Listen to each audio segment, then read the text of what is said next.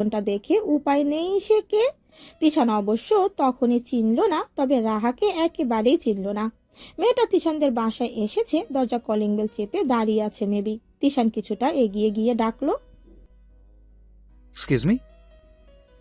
তিশানের ডাকে মেয়েটি পেছন ফিরে তাকাতে তিশান কিছুটা হকচকিয়ে গিয়ে বলল, হ্যাঁ তুমি। রাহা খেয়াল করলো তিশানকে দেখে মেয়েটিও কেমন লজ্জা লজ্জা ভাব করলো। অবশ্য খারাপ লাগছে না, মেয়েটা লম্বা উঁচু ফর্সা, দেখতে বেশ সুন্দর লাগছে, আর হাসলেও বেশ সুন্দর করেই। মেয়েটি রাহার বড়ই হবে। রাহা এমনিতেই বেশ মিশুক টাইপের বিধায় তিশানকে পেছনে ফেলে রেখে সামনে এসে মেয়েটির উদ্দেশ্যে বলল, হাই আপু, আমি রাহা, তুমি কে? মেয়েটি ফের হাসলো। বুঝলো রাহা বেশ চঞ্চলা আর বাচ্চা সুলভ একটা মেয়ে। আসলে ছোট্ট থেকে আদর আহ্লাদ পেয়ে বড় হয়েছে তো, তাই তার মধ্যে বাচ্চা মোটা এখনো রয়েছে। তাছাড়া আমরা যারা কষ্টের সাথে প্রতিনিয়ত যুদ্ধ করি কেবল তারাই ম্যাচিওর। যারা দুঃখ কষ্ট অভাব অনটন কোনো কিছুর সাথে জীবনযাপন করেনি তারা সব সময় জীবনটাকে সহজ সরল মনে করে। জীবন কিন্তু আসলেই এত সহজ সরল না। ভুল থেকে যেমন শিক্ষা হয় তেমনি কষ্ট পাওয়া থেকে একটা মানুষ স্বভাবগতভাবে পরিবর্তন হয়। তার চঞ্চল ভাব আর থাকে না, সে বাস্তব বুঝতে শিখে, ম্যাচিউর হয়। এইসব কিছু রাহার সাথে ঘটেনি, তাই সে সহজ সরল জীবন পার করছে। তবে জীবনে বাঁচতে হলে এগুলোর সাথেও দেখা করতেই হবে, আর দেখা হবেই। রাহারও সেদিন আসছে, খুব একটা তাড়াতাড়ি। রাহার সামনে থাকা মেয়েটা রাহার থেকে 2-3 ইঞ্চি লম্বা। সে হেসে বলল, রাহা বরাবরের মতো হেসে বলল, ওহ, তোমার মতো তোমার নামটাও অনেক সুন্দর মৌ আপু। রাহার কথা শুনে ও কপালের চুলগুলো কানে গুজে আর চোখে তিশানের দিকে তাকিয়ে মুচকি হাসলো। রাহা আরো কিছু জিজ্ঞেস করতে নিবে অমনি ফট করে দরজাটা খুলে দিল তানিয়া। তিশান ওদের দুজনকে পাশ কেটে রুমে ঢুকতে ঢুকতে তানিয়ার উদ্দেশ্যে বলল, দরজা খুলতে এতক্ষণ লাগলো কেন তানি? তানিয়া রাহা আর মৌকে হাসি মুখে রুমে ঢুকিয়ে দরজা বন্ধ করতে করতেই বলল, আমি তোমার স্টুডেন্টকে সামলাচ্ছিলাম, আর আম্মু মনে হয় নামাজে, তাই লেট হয়েছে। তিশান জানে তার বোন স্টুডেন্টকে কেমন সামলাচ্ছিল। সে যে কানে হেডফোন গুঁজে বয়ফ্রেন্ডের সাথে কথা বলছিল এটা আর বলতে হয় না। এর মধ্যেই তিশানের আম্মু রোকেয়া বেগম নামাজ শেষ করে ড্রয়িং রুমে আসতেই রাহা গিয়ে আহ্লাদ করে ওনাকে জড়িয়ে ধরলেও উনি হাতের সাহায্যে রাহাকে কাছে টেনে মৌকে উদ্দেশ্য করে হেসে জিজ্ঞেস করলো, মৌ যে বলে কয়েও তো আমাদের বাসায় আনতে পারি না, আজ কি মনে করে? মৌ সোফায় বসতে থাকায় অবস্থায় কিছুটা নড়ে চড়ে বসে মুখে হাসি লাগিয়ে বলল, আসলে আন্টি, ছোট ভাইয়া প্রাইভেটে গিয়েছে তো, তাই আম্মু আমাকেই জোর করে পাঠালো এই পিঠাগুলো দিয়ে। রাহা ততক্ষণে বুঝতে পারলো মৌ তিশানদের বাসায় নিচতলার ভাড়াটিয়া। তিশানের আব্বু ওসিউল রহমান দোতলা বাড়ি করেছে। উপরতলা ছাদ সহ সম্পূর্ণটা তিশানরাই থাকে, আর নিচতলা ভাড়ায় দিয়ে রেখেছে আপাতত। নিচতলায় আসা সব ভাড়াটিয়াদের সাথে রাহার বেশ মাখামাখি সম্পর্ক হয়ে যেত। সে নিজেই সবার সাথে আড্ডা দেওয়া শুরু করত। মৌরা যে নতুন এসেছে সেটা বুঝতে বাকি রইল না, তা না হলে মৌকেও সে চিনত। অবশ্য এখন থেকে মৌয়ের সাথে আড্ডা দেওয়া শুরু করবে নিশ্চিত। রুমে প্রায় 7-8 জন ছেলে মেয়ে বই খাতা কলম নিয়ে বসে আছে। দেয়ালে টানানো হোয়াইট বোর্ডের টিচার গ্রামার বুঝাচ্ছে। এখানে সবাই একই ক্লাসের নয়, তবে সবাই গ্রামার আর ম্যাথ শিখতে এসেছে। সবগুলো 8, 9, 10 এর স্টুডেন্ট হওয়াতে বেসিক পার্টনারগুলো সবাইকে বুঝিয়ে দেওয়াটাই তিশানের পড়ানো। রাহা নিজেও ম্যাথ আর ইংরেজি গ্রামারে কিছুটা দুর্বল, আর বাকি সাবজেক্টগুলো মোটামুটি ভালোই আয়ত্তে আছে। সবার মনোযোগ তিশানের দিকে। সবাই তিশানকে বেশ ভয় পায় বিধায় তিশান যখন পড়া বুঝায় তখন সবাই একদম সাবধানে থাকে, আর অবশ্যই দৃষ্টি তিশানের দিকে থাকতে হয়। তা না হলে তিশান হুট করেই পড়া ধরবে, তারপর না পারলে কানে ধরিয়ে দাঁড় করে রাখবে। সবার বেশ মনোযোগ থাকলেও রাহা সামনে বই খুলে রেখে কলম কামড়াচ্ছে, আর তিশানের দিকে কতক্ষণ তাকায়, আবার বাকি স্টুডেন্টের দিকে কতক্ষণ তাকায়। তিশানের নজরে আসতেই তিশান এক ধমকে বলল, রাহা, কামড়া কামড়ে বন্ধ কর, তুই কি বাচ্চা? তিশানের নজরে আসতেই তিশান এক ধমকে বলল। তিশানের মুখে এমন শব্দ শুনে উপস্থিত সবার হাসি পেল ঠিক, কিন্তু লুকিয়ে হাসতে হলো সবাইকে। কিন্তু তিশানের ধমকে আনমহা রাহা একদম ভয় পেয়ে উঠল, সাথে সাথে বুকে থুতু দিল। এটা দেখে তিশান আরো রেগে গিয়ে বলল, এগুলো কোন ধরনের কর্মকাণ্ড? তুই কি আনকালচার? এতগুলো মানুষের সামনে কলম কামড়াচ্ছিস, বুকে থুতু দিচ্ছিস? What nonsense! রাহা জানে তিশান যে ঠিক এভাবেই তাকে সবার সামনেও কথা শোনাতে দ্বিধাবোধ করে না। কিন্তু রাহা এবার আর সবার সামনে তিশানের সাথে লাগলো না। সবাই তিশানের স্টুডেন্ট, আর স্টুডেন্টদের সামনে তিশানের পায়ে পা লাগিয়ে ঝগড়াঝাটি করবে না বলেই এই প্রথমবার রাহা একটা ম্যাচিউর মেয়ের মতো সিদ্ধান্ত নিল।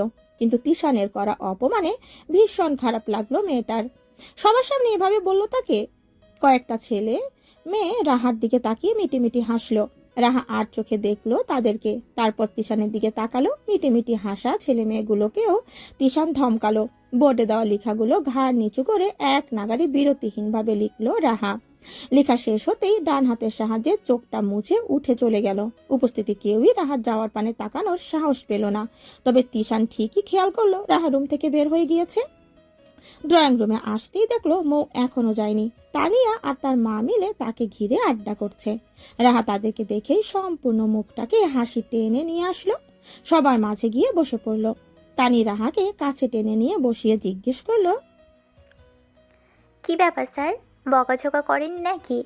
ভালোই ভালোই পড়ে চলে আসলি যে। আজকে জানিস, আজকে লাগিস নাই ঝগড়াঝাটি। রাহা একেবারে পাত্তা না দিয়ে বলল, আমি শুধু ঝগড়াঝাটি করি নাকি? আমি ভালো হয়ে যাচ্ছি, চিন্তা করো না, আর ঝগড়াঝাটি করবো না আমি। রাহার স্বরে অভিমান। তবে তানি সেটা বুঝতে পেরেও এড়িয়ে গেল এই মুহূর্তে।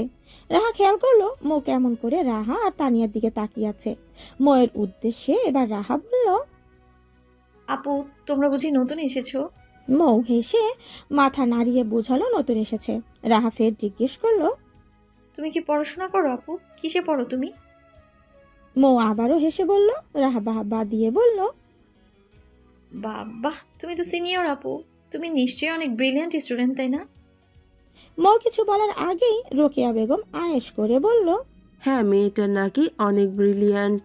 তিশান বলল গতকাল সে আবার এসব ব্রিলিয়ান্ট ভদ্র সভ্য মেয়েদেরকে আলাদা লিস্টে রাখে কি না।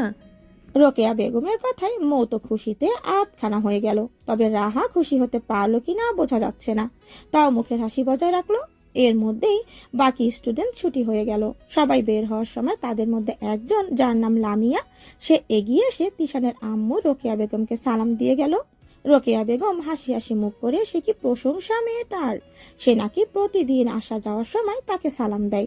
তানিয়া মায়ের এমন কথা শুনে হেয়ালি করেই বলল, দেখো গিয়ে হয়তো তোমার ছেলের বউ হতেই এত সামাল কামাল। রোকেয়া বেগম মাথা নাড়িয়ে বলল, হলেই বাকি, মেয়েটা তো দেখতে শুনতে মাশাল্লাহ। তানি কিছু বলার আগেই তিশান উপস্থিত হয়ে গম্ভীর কণ্ঠে বলল, তাই বলে যাকে তাকে বউ বানিয়ে দিবে নাকি? রোকেয়া বেগম আহ্লাদ করলেই বলল, আমার সোনার টুকরো ছেলের জন্য কি আর যাকে তাকে নেওয়া যায় নাকি? তিশান আর চোখে মৌকে দেখলো। মৌ নিজেও তিশানের দিকে তাকালো। রাহা, মৌ আর তিশান দুজনকেই দেখলো। তানি আবার সব কয়টাকেই নজর দিল। তিশান কথা এড়িয়ে গিয়ে রাহার উদ্দেশ্যে বলল, কি ব্যাপার, তুই বাসায় যাচ্ছিস না কেন? আমি তোকে দিয়ে আসবো এটা ভেবে থাকলে কিন্তু ভুল ভাবছিস। আমি পারবো না।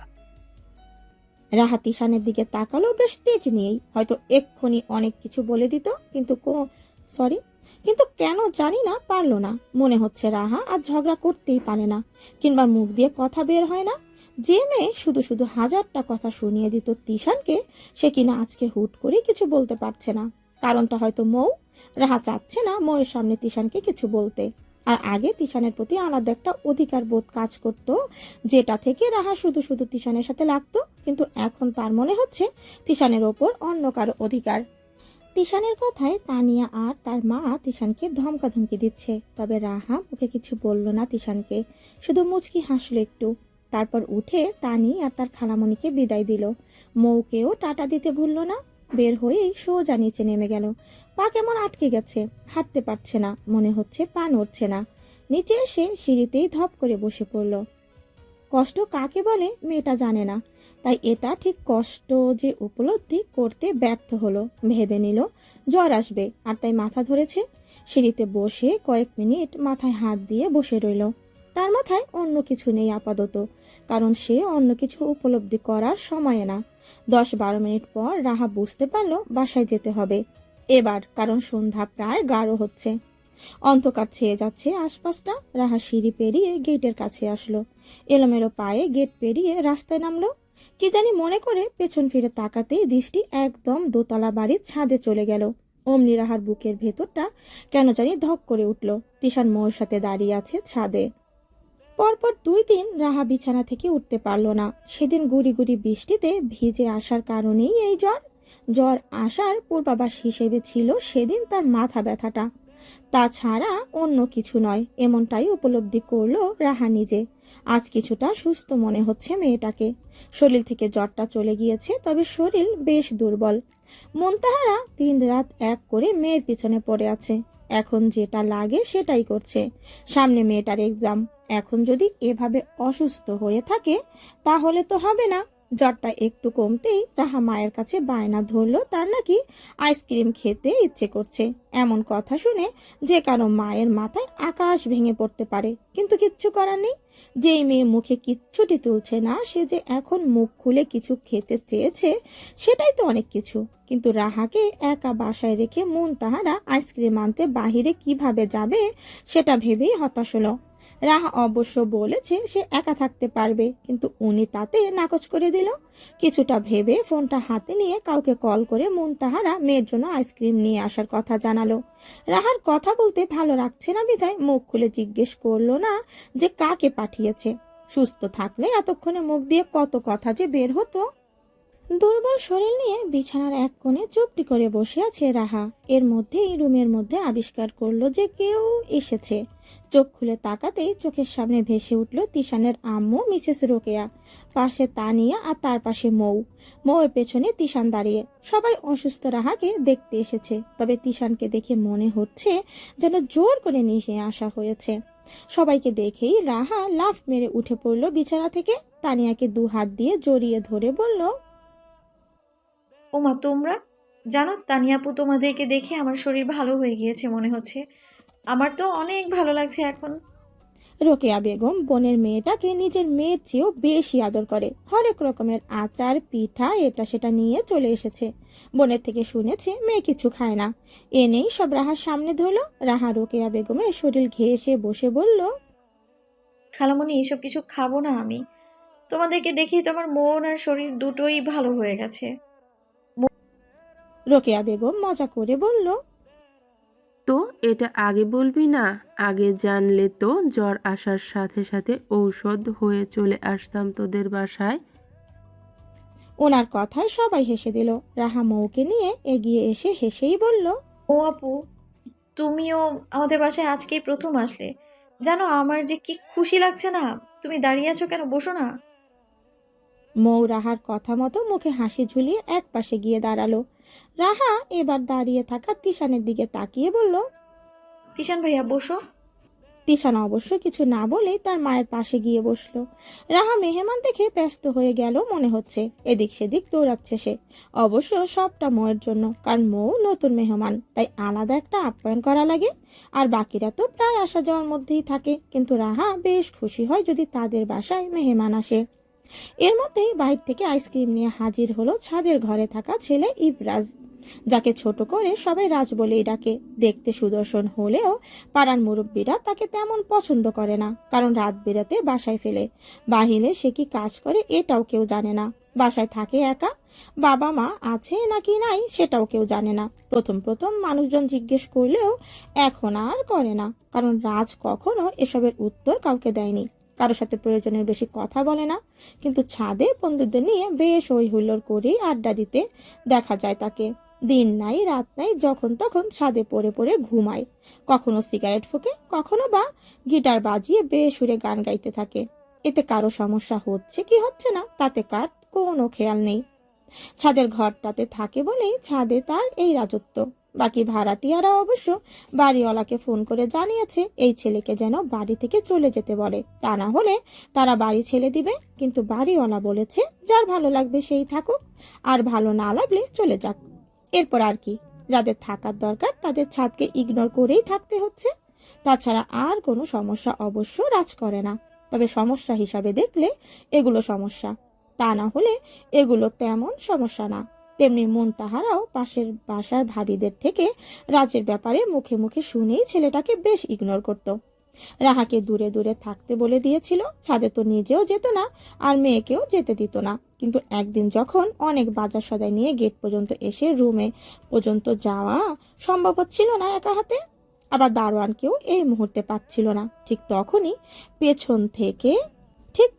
পেছন থেকে রাজ এসে মুনতাহার পাশে রাখা দুটো ব্যাগ নিয়ে দু লাফে চলে আসলো গেট পেরিয়ে। মুনতাহারা কিছু না বলে কেবল পেছন পেছন যাচ্ছিল। রাজ ব্যাগগুলো বন্ধ দরজার সামনে রেখেই কোনো রকম কথাবার্তা না বলে চলে গেল ছাদের রুমে।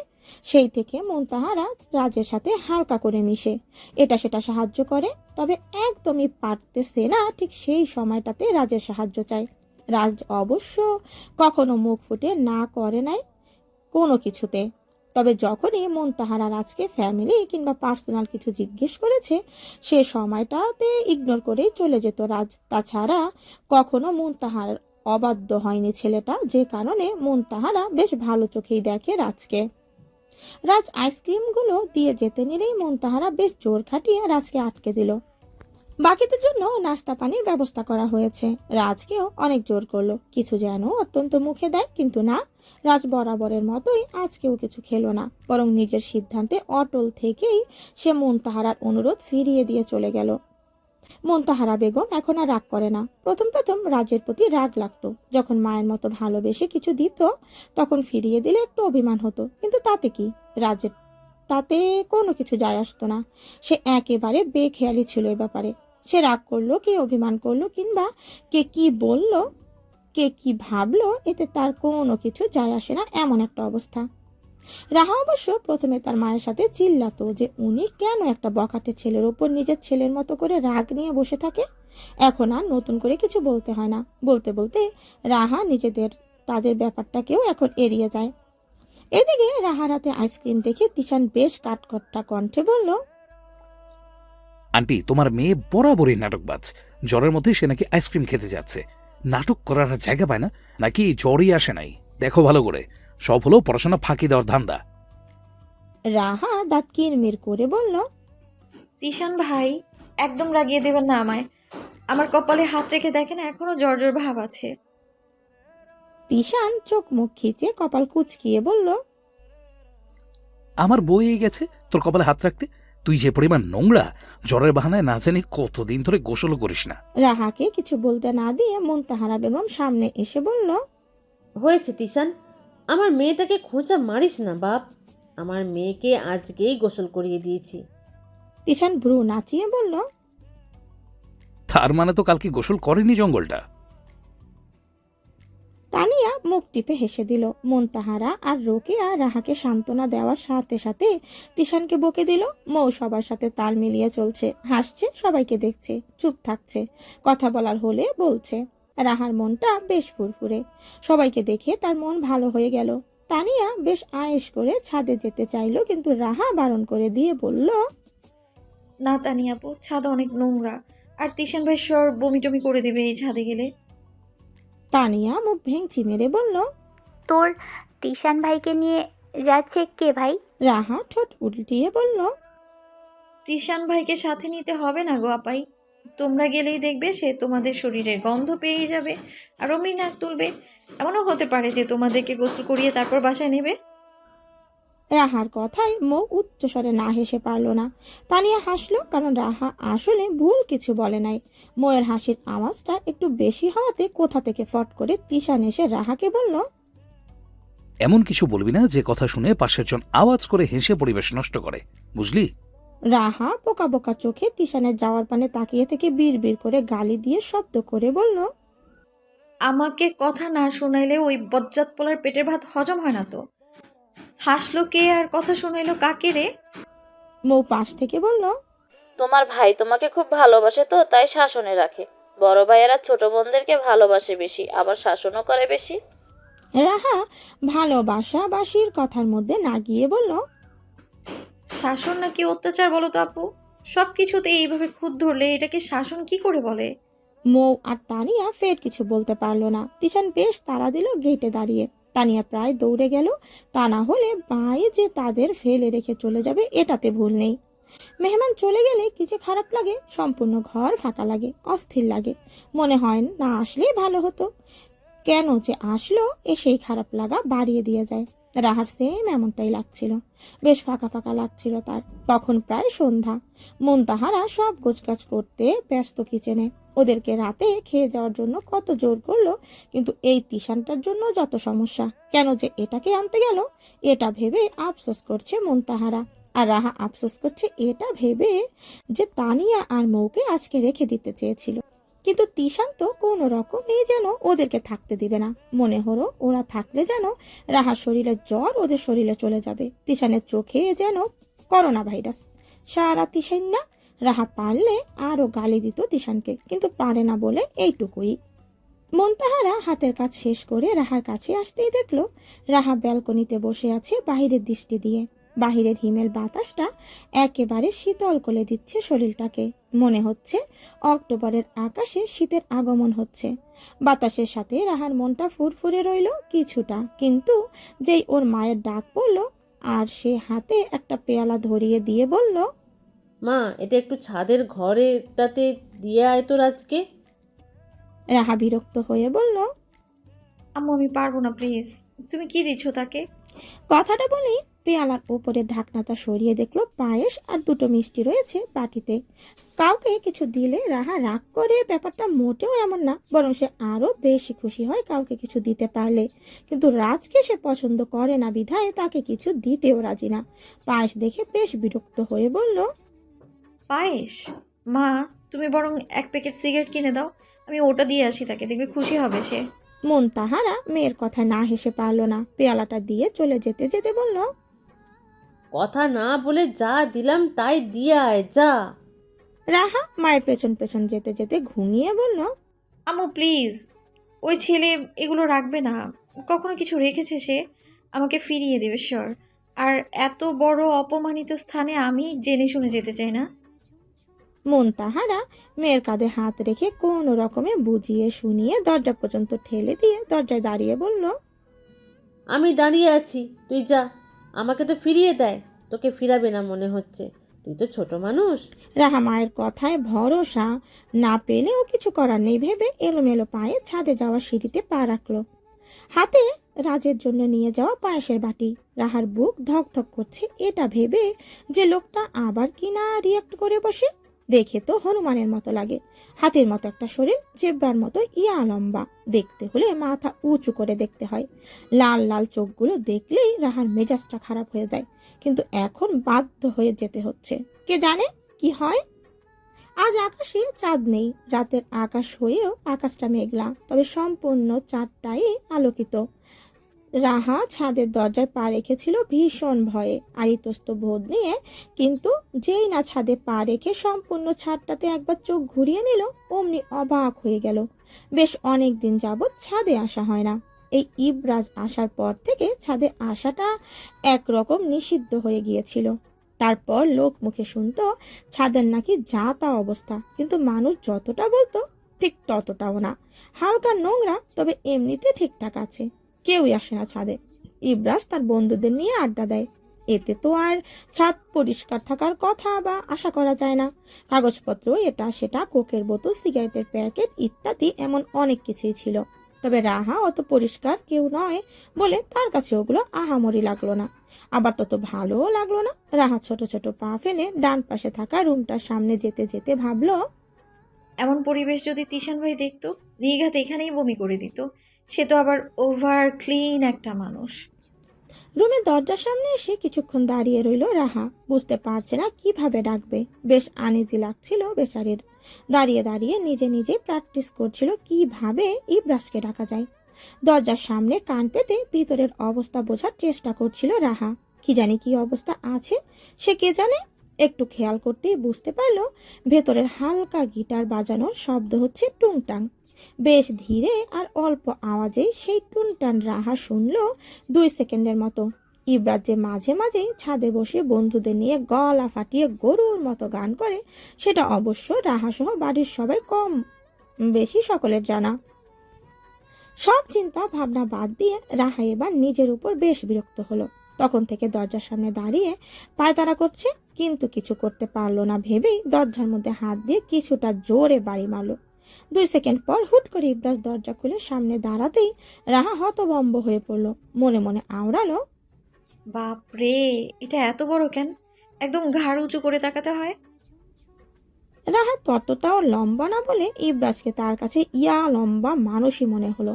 তাও এবার পিচ্ছি দেখতে রাহার সাথে যদি ইয়া লম্বা আর সুঠাম দেহের ইব্রাজকে মেলায় তাহলে নির্ঘাত রাহা মশার নেয় আর ইব্রাজ হাতির নেয়। এলোমেলো করে রাখা চুলগুলোর দিকে নজর যেতেই রাহা চোখ মুখ কুচকিয়ে মনে মনে ভাবলো, বেটা চুলের যে অবস্থা করে রেখেছে, পাখির বাসাও মনে হয় এর থেকে গুছানো।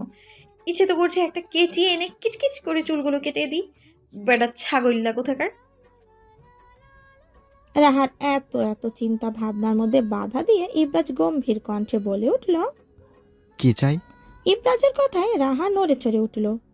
মুখে কিছু বলতে না পারলেও হাতের পেয়ালাটা ইব্রাজের দিকে কিছুটা এগিয়ে দিল।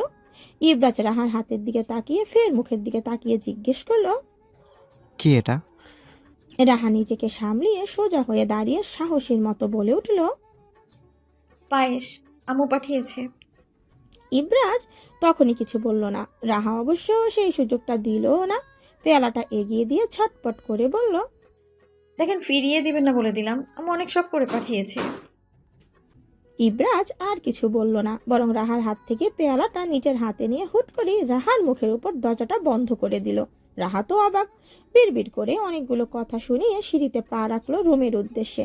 রুমের কাছাকাছি আসতেই তার আম্মুকে দেখে কিছুটা বিদ্রুপ করে বলল, কি মানুষ সে বাপ, একটা ধন্যবাদও দিল না। ভাবা যায়, ঠাস করে দরজাটা লাগিয়ে দিল। মনে হচ্ছে দরজা, জানালা, খাট, কাঁথা, বালিশ, রুমের সব কিছু এবারের দ্বারা অত্যাচারিত হয়। মন তাহারা মেয়েকে নিয়ে রুমে ঢুকতে ঢুকতে বলল, রে, ওই ছেলের ধন্যবাদের জন্য কেন তোর এত আফসোস লাগছে শুনি? রাহা মায়ের দিকে তাকিয়ে চোখ মুখ খিচে একটা ঝাড়ি মেরে রুমে চলে গেল। মন তাহারা মেয়ের কাণ্ডে প্রতিবারের মতো না হেসে পারে না। শরীর ভালো হতেই তিশানের ডাক পড়ল রাহা যেন পড়তে যায়। রাহাও ভালো মেয়ের মতো পড়তে চলে গেল তিশানদের বাসায়। আজ বাদে কাল পরীক্ষা, আর যাই হোক এখন তো আর ফাঁকি দেওয়া যায় না। তারপর এসএসসিতে ভালো মার্ক পেয়ে পাশ করলে মোবাইল পাবে বলেও দাবি রয়েছে, এটা তো মিস দেওয়া যাবে না। তাই রেডি সেডি হয়ে সময়ের মধ্যেই 15 মিনিটের রাস্তা পাড়ি দিয়ে চলে গেল তিশানদের বাসায়। বাসায় ঢুকতেই তিশানের আম্মু এগিয়ে এসে রাহার কপাল ছুঁয়ে দেখার চেষ্টা করলো জ্বর আছে কিনা। বাসায় ঢুকতেই তিশানের আম্মু এগিয়ে এসে রাহার কপাল ছুঁয়ে দেখার চেষ্টা করলো জ্বর আছে কিনা। মায়ের এমন কাণ্ড দেখে তিশান বলে উঠল, ফ্রিজে কি কি আছে বের করে দাও, আইসক্রিম থাকলেও দিও। খেয়ে খেয়ে জ্বরের বাহানা দিয়ে আর ওর পড়তে হবে না। তিশানের কথায় যে খোঁচা মারার আভাস রয়েছে সেটা উপস্থিত তানিয়া কিংবা তার মায়েরও বুঝতে বাকি রইল না। রাহা তো আগেই বুঝেছে তিশান যে খোঁচা মারবে, তাই রাহাও প্রফুল্ল মুখ নিয়ে দৌড়ে ফ্রিজের কাছে যেতে যেতে বলল, সত্যি ফ্রিজে কি আছে দেখি। তিশান ফট করে সামনে এসে রাহাকে থামিয়ে দিয়ে বলল, দাঁড়া, তোর নোংরা হাত দিয়ে ফ্রিজে হাত রাখবি না, ফ্রিজ নোংরা হয়ে যাবে। টাকা দিয়ে বুয়া রাখি এগুলো পরিষ্কার করার জন্য, আর তুই কিনা অপরিষ্কার করে দিয়ে যাবি। রাহা তিশানের এসব বাক্য কানে তুলে না। রাহা জানে এটা তিশানের একটা স্বভাব হয়ে গেছে। রাহা আরও যতই পরিষ্কার থাকুক তিশান এগুলো বলবেই। তাই সে স্বাভাবিক হয়ে তিশানকে ইগনোর করে ফ্রিজের কাছে যেতে যেতে তানিয়াকে উদ্দেশ্য করে বলল, বুঝলে তো তানিয়া আপু, তিশান ভাইয়ের কপালে যে মেয়ে পড়বে, তিশান ভাই 24 ঘন্টায় 48 বার মেয়েটাকে ধুবে। বেচারির কপালে যে কি খারাপ, ভাবতেই তো আমার কান্না পাচ্ছে। কথাটা শেষ হতেই তানিয়া আর রাহা দুজনে মিলে রুম কাঁপিয়ে হাসতে লাগলো। তিশান থমথমে মুখে করে স্থান ত্যাগ করে কোচিং রুমের উদ্দেশ্যে গেল। বাকি স্টুডেন্টরা চলে আসবে বিধায় রাহাও ফ্রিজ ঘেটে এটা ওটাতে একটু মুখ দিয়ে পড়তে চলে গেল। যাওয়ার সময় অবশ্য হাত আর মুখ ভালো করে পরিষ্কার করে গেল, তা না হলে দেখা যাবে সব স্টুডেন্টের সামনেই তিশান আবার অপমান করে বসবে। সব স্টুডেন্ট আসলো। তিশান সবাইকে সহ রাহাকেও খুব ভালো করে পড়ালো। রাহাও মনোযোগ দিয়ে পাঠ শেষ করলো, কোনো রকম দুষ্টামি করলো না। আর তিশানও অপমান করার সুযোগ পায়নি। তবে কয়েকবার রাহা পড়া বুঝতে পারছিল না বলে মাথায় 2-1 থাপ্পড় খেয়েছে, এই আর কি। পড়া শেষ করেই রাহা নাচতে নাচতে রুম থেকে বেরিয়ে গেল সবাইকে বলে। বাকি স্টুডেন্টরা আগেই বেরিয়ে গেছে। রাহা তার খালামণি আর আপুর সাথে একটু দুষ্টামি করতে গিয়ে একটু লেট হলো অবশ্য। নিচে নামতেই দেখলো রাস্তার পাশের দোকানটায় তিশান দাঁড়িয়ে আছে।